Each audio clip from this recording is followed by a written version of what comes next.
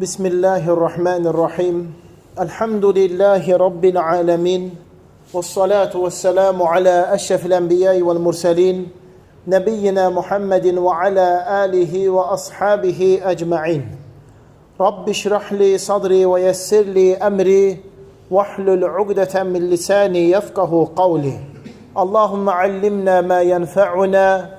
Venfa'na bima allamtana ve zidna ilmen. وأصلح لنا شأننا كله ولا تكلنا إلى أنفسنا طرفة عين. Əziz, qiymətli qardaşlar, hörmətli şeyx, imam, əziz cəmaat, aləmlərin Rəbbi olan Allaha sonsuz həmdü sənalar olsun. Onun sonuncu Peyğəmbəri Muhammed sallallahu aleyhi və səlləmə, onun ailəsinə, səhabələrinə, əhl-i beytinə, qiyamət gününədək onlara gözəl şəkildə tabi olanlara Allahın salavatı, salamı, xeyir duası, bərəkəti olsun. Həmd olsun uca Allaha. Allah Teala bizləri növbəti dəfə öz evlərindən birində xeyir elm məclisində cəm edib siz qiymətli, dəyərli cəmaatla topladı.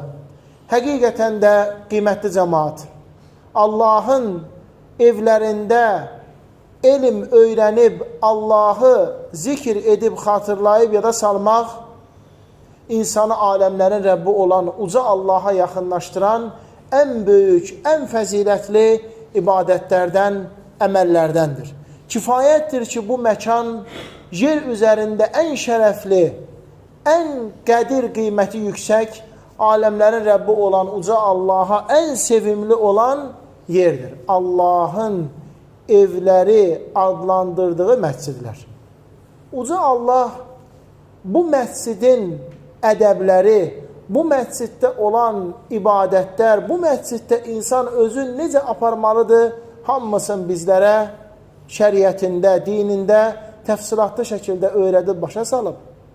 Bu məscidin ədəbləri insanın məscidə dəstəmazlı gəlməsi, daxil olarkən sağ ayaqla daxil olub, çıxan zaman sol ayaqla çıxması, bu məscidə daxil olduqda oturmamışdan qabaq 2 rükət namaz qılması, gündəlik 5 vaxt namazını çalışıb məsciddə cəmaatla bərabər qılması, bu məsciddə elm öyrənmək, Quran-ı Kərim oxumaq, məscidlər Allah zikr olunsun, Allaha dua olunsun, Allaha ibadət olunsun deyə var. Məsciddə alış-verişdir, ticarətdir, itirdiyin şeyi axtarmaqdır, icazəli deyil və qadağandır. Çoxlu ədəblər var. Burada olan ibadətlərin də ən başında insanın oturub elmlə məşğul olması gəlir. Allah Resulü sallallahu aleyhi və səlləm buyurur ki, وَمَجْتَمَعَ قَوْمٌ فِي بَيْتٍ مِّنْ بُيُوتِ اللّٰهِ Bir cəmaat Allahın evlərindən birində toplaşıb cəm olur. يَتْلُونَ كِتَابَ اللّٰهِ وَيَتَدَارَسُونَهُ بَيْنَهُمْ Allahın kitabını oxuyub, bir-birlərinə dərs keçib faydalanırlar. İllə nəzələtə aleyhimus-səkinə Onların üzərə Allahın sükunət əmnamanlığı nazil olur. Vəğaşiyyəthumur-rəhmə Onları rəhmət bürüyür. Və həffəthumul-mələikə Mələklər onları qanadları ilə əhatəyə alır. Və zəkərəhumullahu fīmən indəhu Allah Teala onları öz yanındakılara zikr edib xatırladır. Hələn bu təhsil məsciddə elmlə məşğul olmağın haqqında olan hədislərdən biridir. Rasul sallallahu aleyhi və səlləm buyurur ki, kim mənim məscidimə elm öyrənmək yaxud da kiməsə elm öyrətmək üçün gələrsə, Allah yolunu cihad eləmiş kimi savab qazanar. Alimlər buyurur ki, bu təkcə məscid-i nəbiyə aid deyil, bütün məscidlərə aiddir. Gəlirsən orada nəsə bir fayda götürüb elm öyrənirsən, yaxud da kiməsə nəsə fayda ötürüb elm verirsən. Allah yolunda cihad etmiş kimi insan savab qazanır. Elmlə də olan cihad ən böyük cihaddır, qiymətli cəmaat. Rasul sallallahu aleyhi və səlləm günlərin bir günü hədisində buyurur ki, sizdən kim Buthan vadisinə gedib, üzəri, mal, mülk, qızılla dolu 3 dəvə ilə qayıtmağa razıdır. Heç bir günah iş görmədən, qohumluq əlaqələrin kəsmədən. Sahabələr deyir, ya Rasulallah, kim razı olmaz ki buna? Gedəsən Buthan vadisinə heç nə xərclamadan, heç nə sərf etmədən, üzəri mal, mülklə dolu 3 dəvə ilə qaydasan. Allah Nəbisi sallallahu aleyhi və səlləm buyurur ki, məhz Allahın məscidlərinə gəlib, Allahın kitabından 3 ayə oxuyub, yaxud da kiməsə 3 ayə oxumağın sənin üçün üzəri, mal, mülk, qızıl, gümüşlə dolu 3 dəvəyə sahib olmaqdan daha xeyridir. 4 ayə oxumağın, yaxud da kiməsə 4 ayə oxumağın 4 üzəri mal, mülklə dolu dəvələrə sahib olmaqdan daha xeyridir. 5 ayə, 5 dəvə, 6. Hər dəfə ayələrin sayı artıqda, dəvələrin də sayı artır. Gəlmirsən, əlhəmdə məscidə, hələm azana var, yaxud da azan iqamə arasıdır, Allahın kitabından nəsə oxu, yaxud da kiməsə əzbər bildiğin bir neçə ayə oxu. Bu cür qiymətli, böyük fəzilət var. Qardaşlarım, məscid neməti böyük bir nemətdir. Hər müsəlmana, hər möminə nəsib olmur. Hələ mən insanları, şəhərləri, qəsəbələri, kəndləri danışmıram. Hər möminə, hər müsəlmana nəsib olan nemət deyil. Özümüz də bilirik ki, nə qədər qardaşlar var, məscid olmamağından, cemaat namazı qıla bilməmələrindən, azan səsi eşitməmələrindən gileylənirlər, hüzünlənib kədərlənirlər. Lakin Allah Teala sizə bunu elə öz yanınızda, öz qəsəbənizdə gətirtib, Allah həmd olsun gündə 5 vaxt namaz, din, şəriət üzrə əda olunub, həyata keçən namazlar, cümə namazları, Allah həmd olsun artıq elm əhli də var. Bütün bu xeyirləri Allah Subhanahu Taala yalnız seçdiyi, sevdiyi, üstün bildiyi şəxslərə bəxş edir. Yəni heç də hamıya qismət olmur. Heç nəinki insanlar arasında, möminlər, müsəlmanlar arasında hamısına qismət olmur. İnsanın nədir yanında olan xilası? Yanında olan xilası ya elm, ya qardaşlar, ya da məscid. Sizdə Allah həmd olsun bunun üçü də var. Elm də var, kifayət qədər qardaşlar da var, məscid də var, gündə 5 vaxt gəlib ibadət edirsən. Bu nemətləri qoruyub, saxlayıb, qədirin, qiymətin bilmək. Əgər insan bu nemətləri qoruyub, saxlayıb, qədir, qiymətin bilərsə, Allah Teala onlardan razı olar, onlara daha çox artırar, həmməşə olar, daimi olar, tükənməz, əksinə üzərinə gələr. Lakin əgər insan nemətin qədrini bilməsə, laqeyd yanaşsa, qardaşlarına qarşı, məscidə qarşı, elm əhlinə qarşı, vallahi ki, necə ki Allah Teala onu bir gün sənə vermişdi, bir gündə onu səndən alar, bir də görərsən ki, artıq nemətlər çıxıb gedib. Nə qədər artıq heyfsənsən də, hüzünlənib, kədər hissi keçirsən də, onlar geri qaydan deyildir. Çünki Allah Teala deyəcək ki, mən sənə onu 15 il, 20 il, 100 illərlə verdim. Nə qədər əziyyətlər və səylər nəticəsində gəlmişdi. İnsanın imanı 3 yerdə artıb, güclənib, qüvvəli olur. Onun müsəlmançılığı, müsəlman şəxsiyyəti 3 yerdə möhkəm olur. Bunun qardaşlarım, üçü də müsəlmanın, müminin həyatında olmalıdır ki, iman daima güclü, qüvvəli artsın. Əgər ikisi olub, biri olmasa iman zəifləyəcək. Yaxud da biri var, ikisi yoxdur, iman zəifləyəcək. Müsəlman şəxsiyyət ayaqda qalmayacaq. Bunun dördüncüsü də yoxdur, ancaq 3 dənədir. Birinci, əməl-i salih, doğru əqidəli mənhəcdir, yaxşı xeyir işlər görüb Allaha ibadət, itaət edən qardaşlar ilə oturub durub yoldaşlıq etmək. Allah Resulü sallallahu aleyhi və səlləm buyurur ki, la tusahib illə mu'minən. Dostluq edib oturub durma. Aha, demək, dostluq edib oturub durulmaması şəxslər var. Heç də hamı ilə dostluq eləmək olmaz. Hamı ilə oturub durmaq olmaz. Dedi ki, dostluq etmə, oturub durma. Yalnız möminlə oturub durub yoldaşlıq et, dostluq elə. Dinində, imanında, əxlaqında, ədəbində yaxşı olan, ələl-xüsus səndən güclü olan möminlə oturub durub dostluq edib yoldaşlıq et. Çünki qardaşlarım, müminin güzgüsüdür. Ona baxanda özündə çatışmayanları görəcəksən. Əgər məscidə gedib gəlmirdinsə, görürsən ki, o məscidə gedib gəlirsən də məscidə gedib gələrsən. Quran oxumurdunsa, oruç tutmurdunsa, görürsən ki, oruç tutur, Quran oxuyur, sən də Quran oxuyub oruç tutarsan. Xülasə, imanda, itayətdə, ibadətdə özümüzdən yüksəklərinə oturub durmaq lazımdır. Onda imanımız, İslamımız güclü qüvvəli olacaq. Dünya işlərində isə özümüzdən aşağı olanların halına baxmalıyıq ki, şükrümüz, Allah'a həmd sanamız artsın. Kişi dostunun dinindədir, qardaşlarım. Bir insanın əqidəsini, mənhəcini, dinini soruşmamışdan qabaq, onun oturub durub yoldaşlıq etdiyi şəxsi soruş. Demə Məmməd dinində, ibadətində, əxlaqında necədir? Soruş ən birinci, Məmməd kimlə oturub durub yoldaşlıq edir? Ola bilsin, Məmməd adlı bir şəxs araşdırırıq, elə deyirmi? Bilmirik kimdir. İlk soruşacağımız söz, Məmməd kimlə oturub durub yoldaşlıq edir? Sufyan əs-Səvri rahiməhullah Basra şəhərinə gəlir. Rabi ibn Sabih adında bir şəxs haqqında araşdırır. İlk sualı, Rabi ibn Sabih kimlə oturub durub yoldaşlıq edir? Cəmaət bu suala belə cavab verir. Rabi ibn Sabih sünnə ilə əməl edən bir şəxsdir. Gündəlik 5 vaxt namazı məsciddə qılır. Sualın cavabıdır, sualın cavabı deyil. Quran oxuyur, dilindən zikir, dua düşmür. Sufyan əs-Səvri, Allah ona rəhmət etsin, onlara deyir, mənim sualıma cavab verin. Rabi ibn Sabih kimlə oturub durur? Cəmaat deyir ki, şeyx, qədəri inkar edib, yalan sayan şəxslərlə oturub durur. Birinci sualı başa düşməmişdilər. Onun məscidə gəlib gedməyindən, ibadətindən danışdılar. İkincidə başa düşdülər ki, Sufyan əs-Səvri onun dostunu soruşur. Oturub durduğu insanları, qədəri inkar edənlərlə oturub durur.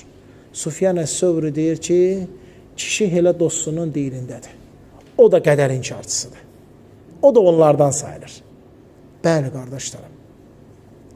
Allah Teala bizə Qur'an-ı Kərimdə buyurur, o gün zalim şəxs əlin ağzına salıb barmağın dişləyəcək. Vay olsun mənim halıma, kaş filan kəslə oturub durmayaydım. O səbəb oldu mənə, haqqı görə bilmədim. Baxın, o demir ki, səbəb oldu mənə, içkiyə qurşandım, getdim faizə banca düşdüm. Bundan da betər günah var. Nədir o? Haqqı görməyə mane olmaq. Kiminsə haqq çatmasına əngəl olmaq. İnsan buna görə peşmançılıq çəkəcək. Ona görə, qardaşlarım, yaxşı, güclü, əxlaqlı, imanlı şəxslərlə oturub durmaq lazımdır ki, imanımız güclü olsun. Xüsusən də indiki vəziyyətdə. Özümüz görürük, dünya artıq sözün əsl mənasında insanları aparır, boğur. Yəni 20 il qabaq ağsaqqallar bilər, 30 il qabaq vəziyyət belə deyil idi. Dünya bu qədər bərbəzəyli deyil idi. Telefonlar bu qədər inkişaf eləməmişdi. Hələm televizorlar rəngli yox, ağ-qara idi. Heç kim baxmırdı, başa düşmürdü çünki. Bu qədər yüksək səviyyəli minilər yox idi. İnsanlar geyiminə, kezminə fikir verirdi. Dünya heç kimin başını qatmamışdı. Ona görə hamı rahat gecə namazlarına dura bilirdi, gündüz oruclarla tuta bilirdi, Quran-ı Kərimdə oxuya bilirdi, məscidlərə gedib gələ bilirdi və bütün günü hamı işi ilə məşğul idi. O vaxtı məşğuliyyət nə idi? Sübh vaxtından, dan yeri söküləndən düz axşama qədər bağda, bağçada işləmək, iş-güz görmək, ruzu qazanmaq. Amma indi elə deyil. İndi istəyirsən ki, Quran-ı Kərimi oxuyasan, birinci telefona baxırsan. Görüm məktub varmı? Görüm statusuma kim baxıb? Səssizə qoymağa çalışırsan, elə ki, Quran-ı Kərimdən oxudun, bir səhifə qutarmamış yenə telefona qaydırsan. Yaxud da, qardaşlarım, namaz vaxtı azan oxunub, iqamə verilir, imam açılış təkbirini gətirəcək, hələ də biz telefonda yox. Açılış təkbiri başlayır, İmam artıq Fatihədir, indi biz telefonu söndürürük. Namaz qılınır, qutarır. Bitən kimi yenə telefonu əlimizə almaq. Çox yayılmış müsibətlərdir bunlar, qiymətli qardaşlarım. Yəni, dünya belədir. Baxın, heç kim miniyindən düşmək istəmir. Hamı miniyində o yana, bu yana, o yana, bu yana. Bir düş, bir istirahət yerlərin gəz, bir hava al, bir əlhəmdə nəfəsi hamı miniydə. Çünki dünya qardaşlarım belədir. Sən onu idarə edə bilməsən, o səni idarə edəcək. Dünyanın ipi sənin əlində olmasa, sənin ipin onun əlində olacaq. Allah qorusun. Ona görə Peyğəmbər sallallahu aleyhi və səlləm qabaqcıdan demişdi, hər ümmətin bir bəlası, fitnəsi var.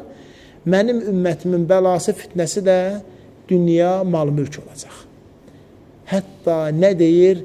Dinarın və dirhəmin qulları həlak oldular. O dərəcəyə qədər çıxacaq ki, insan az qalsın o dünyaya qulluq dərəcəsinə çıxacaq. Baxın, nə deyir? Ricalun la tulhihim. Nədir o kişilərə ayırmayan?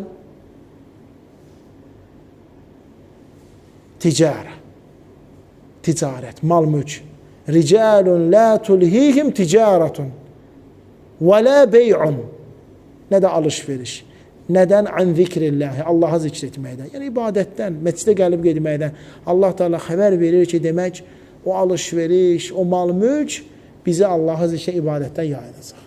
Ona görə qardaşlarım, xüsusən də bu fitnələrin artdığı dövrdə daha çox, daha xeyirli insanlarla oturub durub yoldaşlıq eləmək.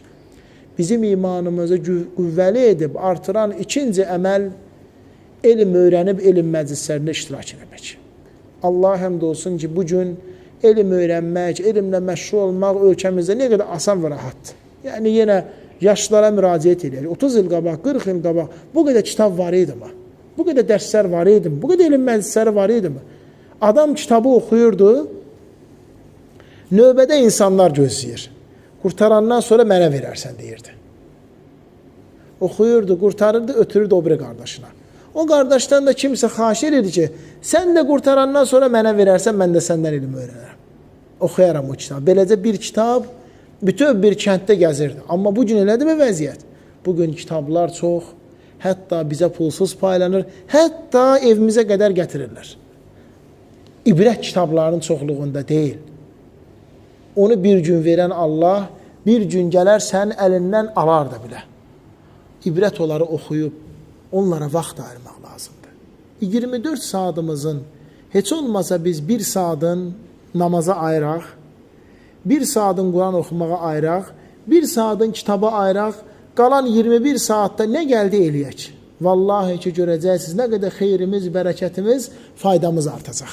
Amma 24 saatın mən 24-ünü də dünyaya ayırsam və ya işlərə, o zaman xeyir məndən heç yaxın durmaz, bərəkət mənə tapmayacaq. Gündə bir saat, əlhəmdə, ailəli olanlar evlərində, subay olanlar yenə evlərində, yaxud da məclisdə oturub oxuyub öyrənsinlər. Xeyir, bərəkət artacaq, qardaşlarım.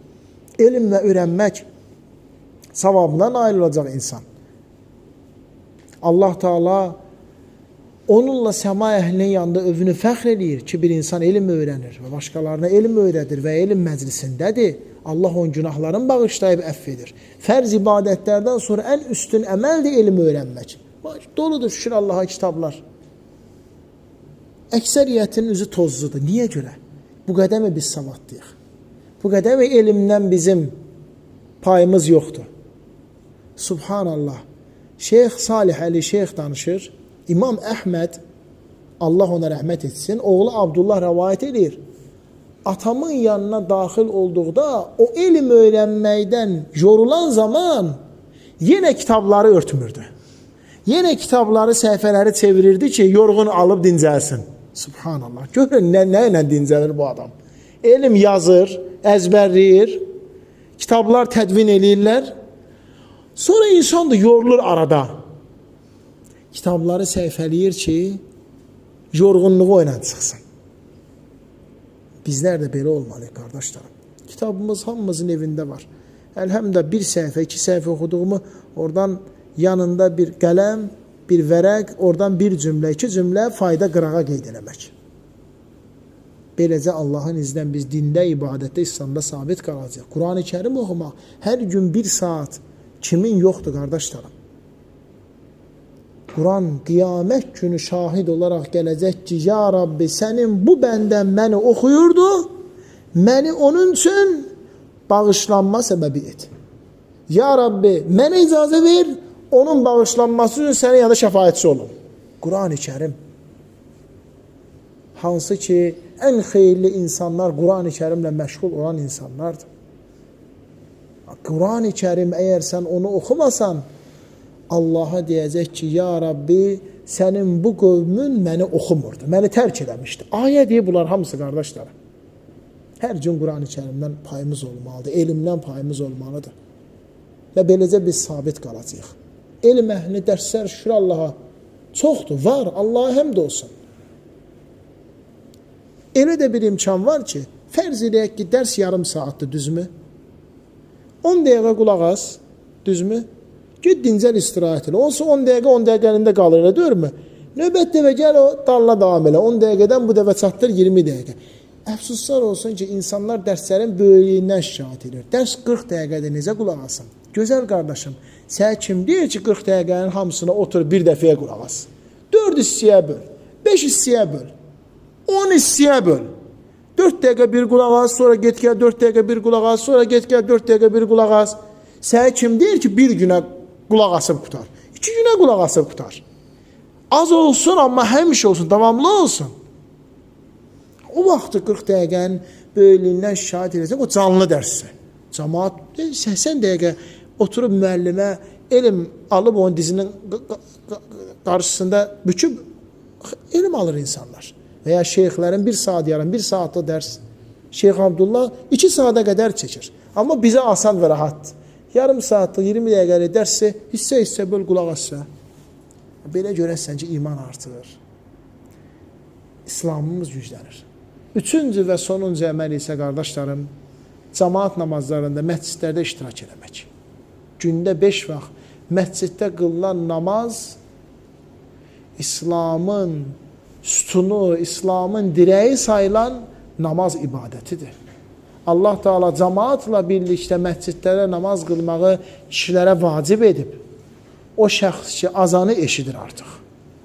Azanı eşidən şəxsə məscidə gəlməsi artıq vacibdir. Gəlib namazda iştirak etməlidir. Kör bir kişi Allah Resulü sallallahu aleyhi və səlləmin yanına gəlir. Ya Resulallah, məni məscidə tutub əlimdən aparacaq heç kimim yoxdur. O bununla Allah Resulü sallallahu aleyhi və səlləmdən icazə istəyirdi ki, namazlarımı evdə qılım. Allah Resulü sallallahu aleyhi və səlləm ona ilk başda icazə verir. Kişi arxasını çevirib gedəndə Allah Nəbisi sallallahu aleyhi və səlləm ona deyir, dayan, de görüm azanı eşidirsən? O da deyir ki, bəli ya Resulallah, eşidirəm. Kör kişi, heç kimi yoxdur məscidə gələn. Allah Resulü sallallahu aleyhi və səlləm deyir ki, onda məscidə gəl. Onda gəl məsciddə namazı qıl, qardaşlarım. Bugün Allah həmd olsun bizi məscidə gətirən sağlam canımız, bədənimiz, ayaqlarımız var. Minilərimiz var, velosipedlərdir, ondan sonra balaca maşınlar, böyük maşın. Heç birimiz məscidə 6 kilometr, 7 kilometrə gəlmirik ki. 100, 200, 300 metr, 1 kilometr bu qədər məsafələrdən gəldik. İnsan iki halda namaza gələ bilməz. Ya xəstələnib, möhkəm xəstəliyi var, ya da özü ilə məscid arasında qorxulu bir maniyə var. Ya xəstəlik, ya qorxu səbəbi ilə gələ bilmir. Alimlər ixtilaf ediblər. Cəmaat namazının hökmü nədir? Bir qrup alimlər deyiblər ki, fərz-i vacibdir. Belə ki, insan azanı eşidib, namaza gəlmirsə, onun evində qılmış olduğu namaz sayılmır. İmam Əhməd, Şeyxülislam İbn Teymiyyə, başqa alimlər bu rəydə olublar. Azanı eşidir. Heç bir üzür və narahatçılıq olmadan məscidə gəlmirsə, evində namaz qılır, elə bir ki, dəstəmasız qılınan namaz kimi bir şeydir. O namaz sayılır. İkinci qrup alimlər deyirlər ki, cəmaat namazına gəlmək müstəhəbdir, yaxşı əməldir, gəlsən savab var, gəlməsən günah yoxdur. Bu da nədir? Bir qrup alimlərin görüşüdür. Üçüncü qrup alimlər deyirlər ki, bir insan azanı eşidib, məscidə gəlməsi ona vacibdir. Azanı eşidirsə, məscidə gəlməsi ona vacibdir. Əgər gəlməyib evdə qılsa, yaxud da iş yerində qılsa, namazı qəbuldur, səhihdir. Amma gəlməməyinə görə günah qazanır. Günah qazanır. Yalnız iki hal istisna, qorxu və xəstəlik səbəbi ilə gəlmirsə, ona heç bir günah yoxdur. Baxın, qardaşlarım, elə üstün olan rəy də budur. Çünki Peyğəmbər sallallahu aleyhi və səlləm buyurur ki, kişinin cəmaatla birlikdə qıldığı namaz evində yaxud da iş yerində qıldığı namazdan 27 dəfə daha üstündür. Demək, evdə və ya iş yerində qıldığımız namaz düzdür. Amma məsciddə gəlib qılmamız 27 dəfə üstündür, fəzilətlidir. Hər dəfə insan dəstəmaz alıb, məscidə gəlib namazın qılanda atdığı addıma qarşı ona bir savab yazdır və onun bir günahı silinir. Mələklər qanadların razılıq əlaməti olaraq həmin şəxsin ayağının altına sərir. Gəlirsən, qabaq cərgədə dayanırsan, hədisə baxaq, Allah Taala özü, onun mələkləri, səma əhli və yer əhli birinci cərgədə dayananlar üçün salavat deyirlər. Allahın salavat deməsi, yəni Allah Taala o birinci cərgədə dayananları öz yanındaşlara tərifləyir. Tərifləyir öz yanındaşlara. Mələklərin salavat deməsi, Allahım onu bağışla, onu əff elə.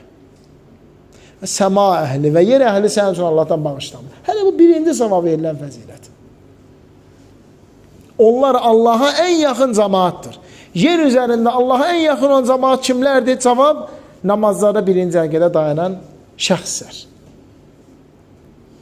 Oturub bir namazı qılırsan, növbəti namazı məsciddə gözləyirsən, həm namazdaymış kimi savab qazanırsan, həm də mələklər sənin üçün dua edir, Allahım onu bağışla, onu əff elə. Gəldin, məsələn, məğribi qıldın, işaya qədər işin yoxdur, getmə, otur əlhəmdə. Quran oxu, biraz zikr elə, biraz kitab oxu. Sənə bolluca xeyirlər, faydalar yazdır. Xülasə, qardaşlarım, bu üç əməllər bizim həyatımıza cəm olsa, Allah şahiddir, imanımız da güclü olacaq, müsəlmançılığımız da möhkəm olacaq, Allahın izni ilə bizə heç bir zərər, ziyan toxunmayacaq, ötüb bizdən sovuşub gedəcək. Əməl-i salih, xeyirli insanlarla oturub durub yoldaşlıq eləmək, elm öyrənmək, elm məclislərində iştirak eləmək, məscidlərdə gəlib cəmaat namazlarında iştirak eləmək. Allah Teala bizləri bunlara müvəffəq etsin, bizləri bütün xeyirlərə, bütün faydalara müvəffəq etsin, bizlər üçün asanlaşdırsın. Aləmlərin Rəbbi olan uca Allahdan istəyirəm ki, bizləri bugün burada cəm edib topladığı kimi cənnətdə, Firdevs cənnətində Peyğəmbər sallallahu aleyhi və səlləm və bütün Peyğəmbərlərin yanında cəm edib toplasın. Allah Teala bizi Peyğəmbər sallallahu aleyhi və səlləmin hovuzun ətrafında cəm edib toplasın. O bizə deyir ki, səbirli olun, mənimlə hovuzumun yanında görüşənə qədər. Səbirli olun. Allah Teala hər birimizdən razı olsun, qardaşlarım. Təşəkkür edirəm sizlərə. Vallahi sizlərin hesabına əlhəmdə biz də nəsə imkan olur, gəlib görüşə biliyor qardaşlarımızla.